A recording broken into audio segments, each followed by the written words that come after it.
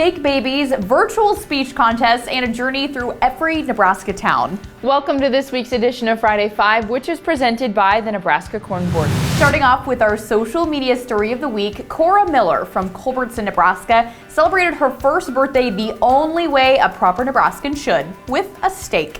While many celebrate their first trip around the sun by demolishing a cake, Cora's parents thought it would be much more fitting to grill her a steak of her own. They don't call Nebraska the beef state for nothing. And at number 4, an adventurous Nebraskan is traveling the Cornhusker state one small town at a time. Cody Spurl is the creator of Cody's Adventurous Travels of Nebraska Towns, and it's a Facebook page that showcases his journey of visiting every single incorporated town in the state. So far, he's visited 392 Nebraska towns. He estimates that there are between 520 and 530 incorporated towns in the state. Number 3 on the countdown, when FFA students across Nebraska were unable to give speeches as their Nebraska FFA State Convention was canceled in April, a college ag teacher said, "Let's go virtual." Professor Doug Smith of the Nebraska College of Technical Agriculture was at his kitchen table in Curtis, where he maneuvered 2 contest Zoom rooms from side-by-side electronic devices. Participants were from FFA chapters spanning all of Nebraska. One at a time, each entered the Zoom waiting room and prepped to deliver a virtual speech with no one present other than the people on the screen.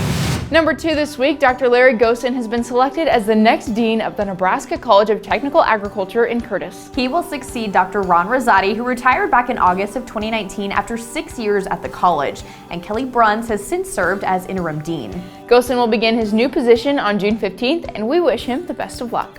And finally, number 1 this week, the Nebraska FFA Foundation has opened the application period for the 2020 Local Chapter Grant Program. The program is now in its 4th year, and it aims to support Nebraska FFA programs and individual student-supervised agricultural experiences. Grants for FFA chapters can be up to $10,000 for classroom or chapter projects, and then student SAE grants cap at $2,000. Applications are being accepted until June 30th, 2020. And that'll do it for this week's edition of Friday 5, which is presented by the Nebraska Corn Board. Have a great weekend. This is Mike. Mike likes his car. Mike likes to save money. And Mike likes to breathe. So Mike fills up with E15 with 15% American ethanol. The clean octane in E15 gives Mike the performance he wants from his engine and the clean air he wants for his family.